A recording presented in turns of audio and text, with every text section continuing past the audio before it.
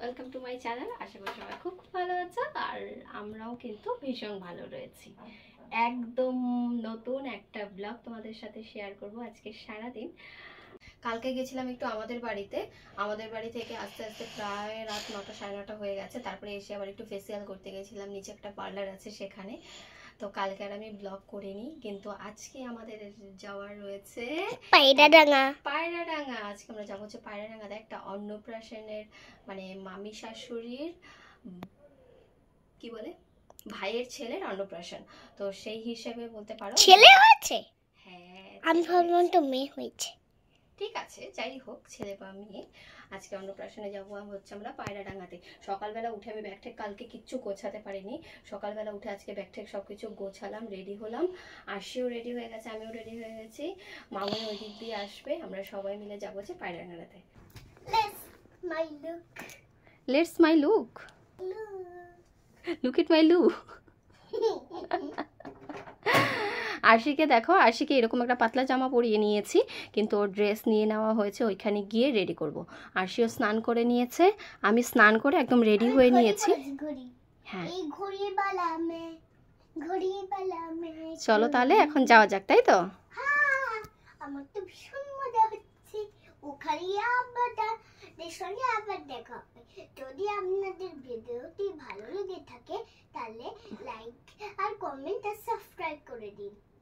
ঠিক আছে, কারণ আপনাদের একটি ব্লগ আর একটি সাবস্ক্রাইব আমাদের অনেক অনেক ইন্সপায়ার করে তোলে নতুন ব্লগ তৈরি করার জন্য। নতুন ব্লগ আসা অবধি সবাই তো ব্লগ তো সবে শুরু হলো, ব্লগ কি শেষ হয়ে গেল নাকি? যা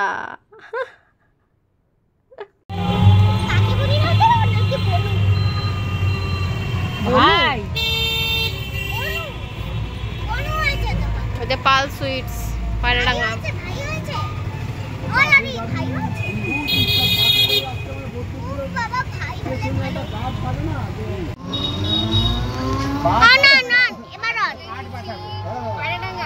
ট্রেনে এত ভিড় উড়ে বাবা গুতাগুতি খেয়ে, আর আমাদের ওইখানে থেকে এইখানে আরো বেশি গরম মনে হচ্ছে। মা নড়ছে কিন্তু।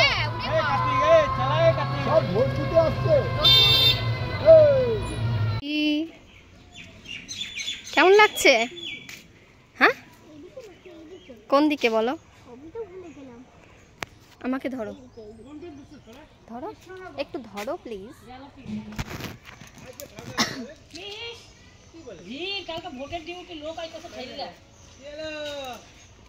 সবাইকে করো,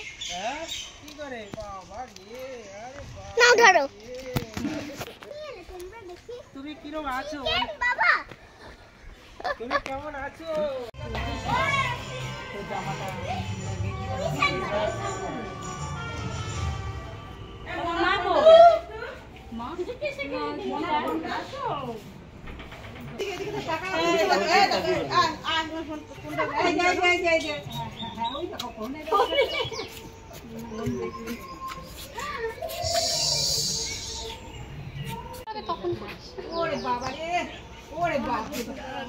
গরম লাগছে, গরম মুখ লাল হয়ে গেছে ভাই। দেখ ফোকাস। এই যে চলে আসুন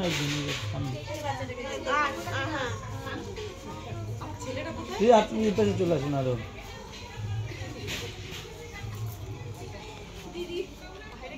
এদিকে এদিকে সবাই এদিকে, এদিকে তাকান সবাই এদিকে একবার।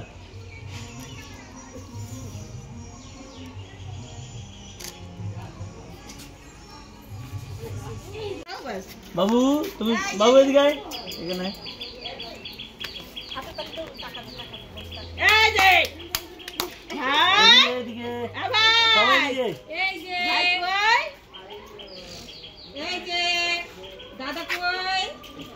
জল পেয়ে দেখো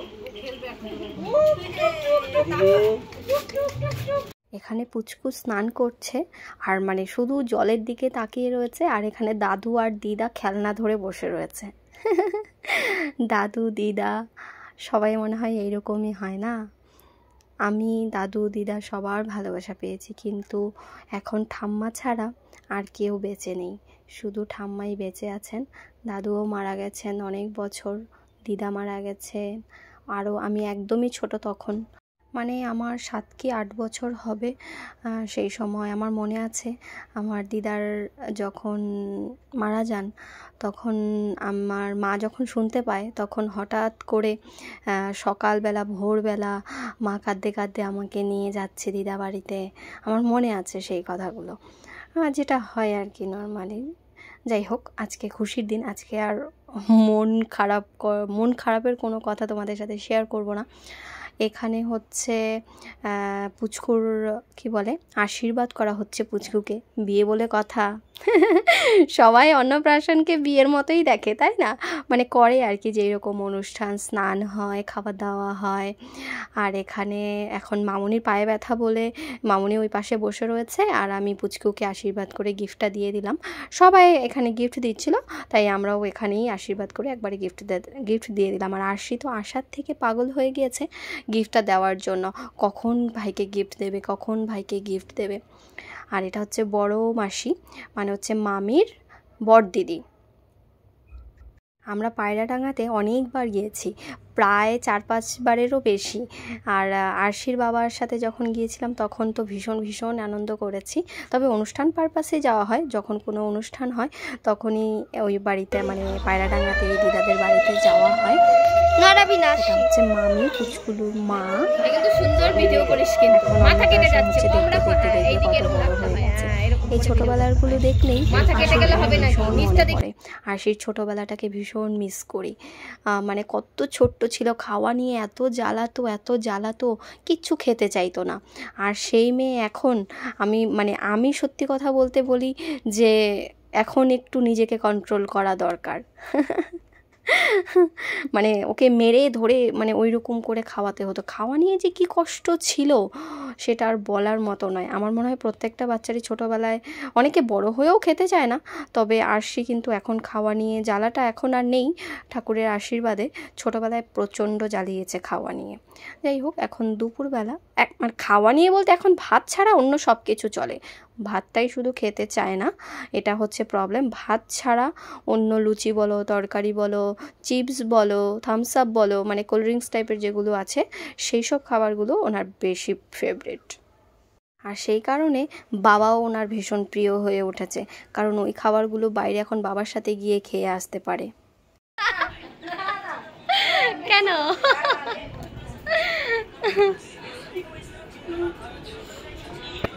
ঘানু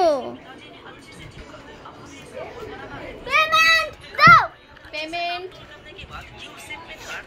ভিডিও করে দেন, এক ফটো চাইছে পেমেন্ট, কেমন করে হবে? আমরা খাওয়া দাওয়া করে এসে এখানে একটু রেস্ট নিচ্ছিলাম, আর ভাই এখানে আমাদের সাথে দুষ্টুমি করছিল। খাওন কমপ্লিট হয়ে গেছে। চলো টাটা, আমরা এখান থেকে চলে যাচ্ছি এখন বাড়ি। কি ভিডিও করছি? এখন বেরিয়ে পড়ছি, মানে এই বাড়ি থেকে যাচ্ছি এখন চাকদাতে, মাসি বাড়িতে। মাসি আজকে লাঠি আনতে ভুলে গেছে, আর ঘানা এসছে আমাদের এগিয়ে দিতে, সবাই কাজে ব্যস্ত। ঘানা নামটা ভালোই হয়েছে কিন্তু।